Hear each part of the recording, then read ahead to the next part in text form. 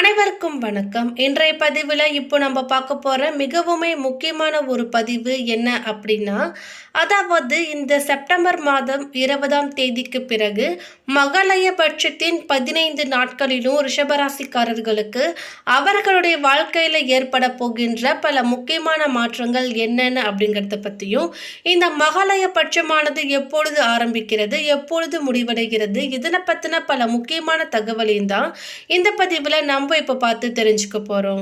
எனவே பதிவை பார்த்துட்டு இருக்கிறவங்க தொடர்ந்து பார்த்துட்டு வாங்க. அது மட்டும் இல்லாமல் நீங்கள் இப்போ தான் நம்ம சேனலை ஃபர்ஸ்ட் டைமாக பார்க்குறீங்க அப்படின்னாலும் கண்டிப்பாக சப்ஸ்கிரைப் பண்ணிக்கோங்க. அப்படியே பக்கத்தில் இருக்கக்கூடிய நோட்டிஃபிகேஷனுக்கான பெல்லைக்கானையும் கிளிக் பண்ணிக்கோங்க. ஆன்லைன்ல ஜோதிடம் பார்க்க வெறும் 350 ரூபாய் மட்டுமே. குறைந்த விலை அப்பாயின்மெண்ட் மூலம் வீட்டில இருந்தே நீங்க பார்க்கலாம். உங்களுடைய பிறந்த தேதி, நேரம், ஊர் மட்டும் வாட்ஸ்அப்ல சொன்னா போதும். நாங்களே உங்களுக்கு ஃபோன் செய்து பலன்கள் சொல்லுவோம். உங்களுக்கு ஏதாவது கேள்வி இருந்தாலும் பின்னாடி கேட்கலாம். ஸோ வாட்ஸ்அப் நம்பர் பார்த்தீங்கன்னா 88 70 10 75 27.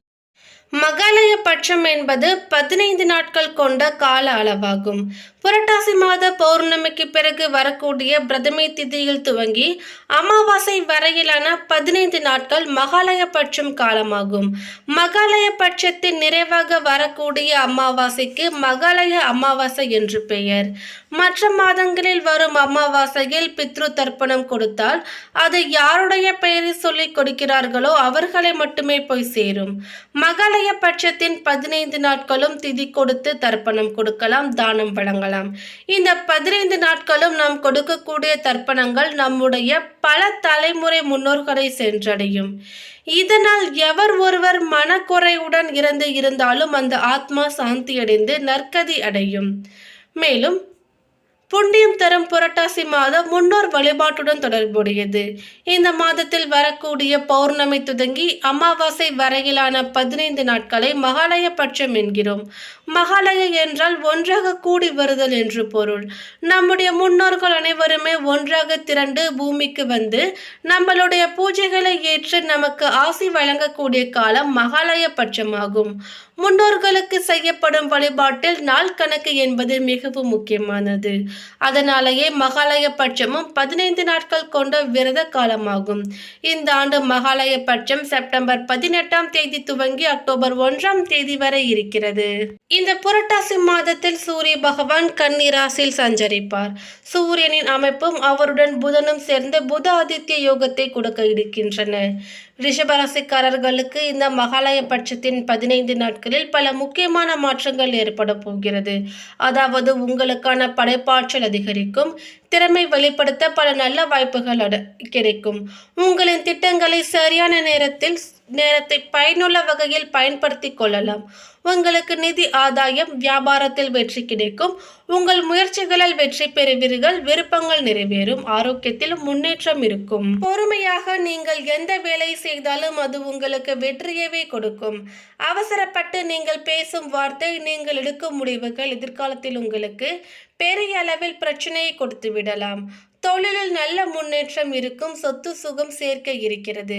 வீட்டில் இருக்கக்கூடிய பெண்களுக்கும் பொன்பொருள் சேர்க்கை இருக்கும். மாணவர்களுக்கு கல்வியில் சிறப்பாக விளங்குவார்கள்.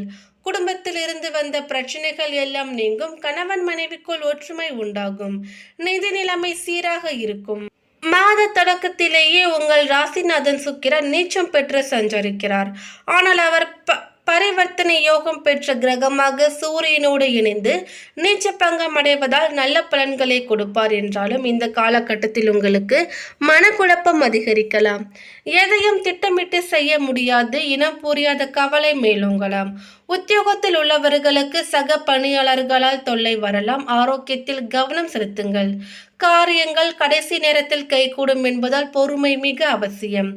கும்பராசியில் சஞ்சரிக்கும் சனி இந்த மாதம் முழுவதுமே வக்ர இயக்கத்தில் இருக்கிறார். உங்கள் ராசிக்கு 9, 10 ஆகிய இடங்களுக்கு அதிபதியானவர் சனி. அவர் வக்ரம் பெறும் இந்த நேரத்தில் வீண் பிரச்சனைகள் உங்கள் வீடு தேடி வரலாம். உடன் பிறப்புகளும் உடன் இருப்பவர்களும் உங்கள் குணமறிந்து நடந்து கொள்ள மாட்டார்கள். கடன் சுமை குறைவது எண்ணி மகிழ்வதற்குள் புதிய கடன் வந்து மன வருத்தத்தை கொடுக்கலாம். உங்கள் முன்னேற்றத்தை மற்றவர்களிடம் பகிர்ந்து கொள்ள வேண்டாம். பாக பிரிவினைகள் இழுபறி நிலை தொடரும். தொழில் கூட்டாளிகளால் ஏமாற்றத்தை சந்திக்க நேரிடலாம். இந்த காலகட்டத்தில் சனி பகவான் வழிபாடு உங்களுக்கு சஞ்சலங்களை தீர்க்கும். புரட்டாசி 3ஆம் தேதி கன்னி ராசியில் புதன் உச்சம் பெறுகிறார். உங்கள் ராசிக்கு 2, 5 ஆகிய இடங்களுக்கு அதிபதியானவர் புதன். தனம் மற்றும் பூர்வ புண்ணிய ஸ்தலத்திற்கு அதிபதியான புதன் உச்சம் பெறுவது யோகமான நேரம்தான். வருமானம் குவியும், வளர்ச்சியும் அதிகரிக்கும், எதிர்பார்ப்புகள் நிறைவேறும், லாபத்தை தேடித்தரும். புதிய தொழில் ஒன்றை தொடங்க முன்வருவீர்கள். படித்து முடித்த பிள்ளைகளுக்கு வேலை கிடைத்து உதிரி வருமானங்களும் கிடைக்கக்கூடும். புரட்டாசி 3ஆம் தேதி துலாம் ராசிக்கு சுக்கிரன் செல்கிறார். அது சுக்கிரனுக்கு சொந்த வீடாகும். உங்கள் ராசிக்கு அதிபதியாகவும் 6ஆம் இடத்திற்கு அதிபதியாகவும் விளங்கும் சுக்கிரன் இப்பொழுது தன் சொந்த வீட்டில் சஞ்சரிப்பதால் உத்தியோகத்தில் எதிர்பார்த்த ஊதிய உயர்வு கிடைக்கும். தொழில் செய்பவர்களுக்கு புதிய பங்குதாரர்கள் வந்திணைந்து பொருளாதார வளர்ச்சிக்கு வழிவகுத்து கொடுப்பார்கள். வீடு வாங்குவது பற்றி சிந்திப்பீர்கள். பயன்கள் பலனை கொடுக்கும். புரட்டாசி 20ஆம் தேதி துலாம் ராசிக்கு புதன் செல்கிறார். அவர் அங்குள்ள சுக்கிரனோடு இணைந்து புத சுக்கிர யோகத்தை உருவாக்குகிறார். உங்கள் ராசிநாதன் தன அதிபதியோடு இணையும் இந்த நேரம் உங்களுக்கு யோகமான நேரமாகும். பொருளாதார நிலையும் உச்சமடையும். புதிய முயற்சிகளில் வெற்றி கிடைக்கும். உத்தியோகத்தில் உயர் அதிகாரிகள் இணக்கமாக நடந்து கொள்வார்கள். கேட்ட சலுகைகளும் கிடைக்கும். வீடு வாங்கும் முயற்சியில் வெற்றி பெறுவீர்கள். அது மட்டுமின்றி விலை உயர்ந்த பொருட்களை வாங்கி சேமிக்க முற்படுவீர்கள். எதிர்பார்ப்புகள் அனைத்தும் நிறைவேறும் நேரம் இது. பொது வாழ்வில் உள்ளவர்களுக்கு நட்பால் நல்ல காரியம் நடக்கும். வியாபாரம் தொழில் செய்பவர்களுக்கு லாபம் கிடைக்கும். உத்தியோகத்தில் உள்ளவர்களுக்கு தலைமை பதவியில் உள்ளவர்களின் ஆதரவு கிடைக்கும். மாணவ மாணவிகளுக்கு எதிர்பார்த்த இலக்கை அடையும் வாய்ப்பு இருக்கிறது. பெண்களுக்கு உறவினர்களால் நன்மை ஏற்படும். வருமானம் திருப்தி கொடுக்கும்.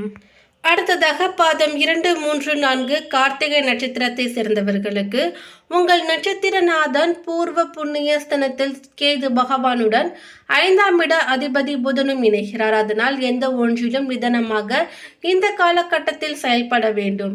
இருந்தாலும் பெருமளவில் பயப்படுவதற்கு ஒன்றுமில்லை.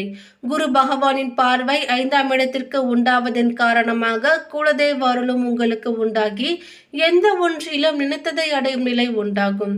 6, 10 முதல் புதன் மற்றும் இடத்தில் சஞ்சரிப்பதால் எல்லாவற்றிலும் லாபம் அதிகரிக்கும். ஒரு சிலருக்கு புதிய ஒப்பந்தங்களில் கையொப்பம் இடுவீர்கள். கைமேல் பலனாக புதிய சொத்து வாங்குவதற்காக மேற்கொண்ட முயற்சி எளிதில் வெற்றியாகும். புகழ் அதிகரிக்கும். மாணவர்கள் நிலையில் முன்னேற்றம் உண்டாகும். படிப்பில் அக்கறை அதிகரிக்கும். தம்பதிகளுக்குள் இருந்த பிரச்சனையும் விலக ஆரம்பிக்கும். ஒரு சிலருக்கு திருமண யோகம் உண்டாகும். நீண்ட நாட்களாக குழந்தை பாக்கியத்திற்காக இயங்கிக் கொண்டிருந்தவர்களுக்கு அந்த ஏக்கமானது தீரும். இந்த மாதத்தில் சின்ன சின்ன தடை உண்டானாலும் உங்கள் எதிர்பார்ப்பு பூர்த்தியாகும். அடுத்ததாக ரோகிணி நட்சத்திரத்தை சேர்ந்தவர்களுக்கு லாபஸ்தனத்தில் சஞ்சரித்து வரும் ராகு பகவான் உங்களுக்கு இருக்கும் நெருக்கடிகளை இல்லாமல் செய்வார். வியாபாரம் தொழிலில் லாபம் அதிகரிக்கும். வெளிநாட்டு முயற்சி லாபத்தை உண்டாக்கும்.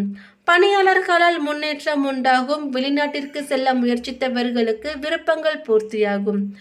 தடைப்பட்ட வேலை நடக்கும். வியாபாரிகளுக்கு வருவாய் அதிகரிக்கும். சுய தொழில் செய்து வருபவர்களுக்கு உங்களுடைய நிலையானது உயரும். ஜென்ம குரு அலைச்சலை அதிகரித்தாலும் பல வழிகளிலும் ஆதாயத்தை உண்டாக்குவார். பிள்ளைகளால் பெருமை ஏற்படும். ஒரு சிலருக்கு குழந்தை பாக்கியம் உண்டாகும். தம்பதிகளுக்குள் ஒருவருக்கு ஒருவர் விட்டு கொடுத்து செயல்படுவீர்கள். ஒரு சிலருக்கு புதிய சொத்து வந்து சேரும். வீடு கட்டும் முயற்சி வெற்றியாகும். மாணவர்களுக்கு படிப்பில் அக்கறை அதிகரிக்கும். பெண்களுக்கு நட்பு விஷயத்தில் எச்சரிக்கையாக இருப்பது அவசியம். அடுத்ததாக பாதம் 1, 2 மிருக சிரேஷம் நட்சத்திரத்தை சேர்ந்தவர்களுக்கு ஜென்ம ராசிக்குள் சஞ்சரித்து வரும் குரு பகவான் 5, 7, 9ஆம் இடங்களை பார்ப்பதால் செல்வாக்கு உயரும். பூர்வீக சொத்தில் ஏற்பட்ட பிரச்சனை விலகும். பெரியோரின் ஆதரவு ஏற்படலாம். திருமண வயதினர்களுக்கு வரன் வரும். புதிய இடம் வாங்குதல், வீடு கட்டுதல் போன்றவையும் நிறைவேறும். உங்கள் நட்சத்திரநாதன் வாக்குஸ்தலத்தில் சஞ்சரிப்பதால் வார்த்தைகளில் கவனம் தேவை. புதன் பகவான் உங்களுக்கு சாதகமாக சஞ்சரிப்பதால் சாதுரியமாக செயல்பட்டு நினைத்ததை சாதிப்பீர்கள். உங்கள் செயல்களில் தெளிவு இருக்கும். ஜீவனஸ்தலத்தில் சஞ்சரிக்கும் சனி பகவான் வக்கிரமடைந்து இருப்பதால் உத்தியோகத்தில் இருந்த பிரச்சனை இல்லாமல் போகும். மாணவர்களுக்கு மாதத்தின் பிற்பகுதி யோகமானதாக இருக்கும். உத்தியோகத்தில் இருப்பவர்களுடைய நிலையும் உயரும். வரவு திருப்தி கொடுக்கும். மேலும் இந்த தகவல் உங்களுக்கு பிடித்திருந்தால் லைக் பண்ணுங்க, ஷேர் பண்ணுங்க. இது போன்ற பல சுவாரஸ்யமான கணிப்புகளை நீங்க தெரிஞ்சுக்கணும்னா எங்க சேனலை சப்ஸ்கிரைப் பண்ணிடுங்க.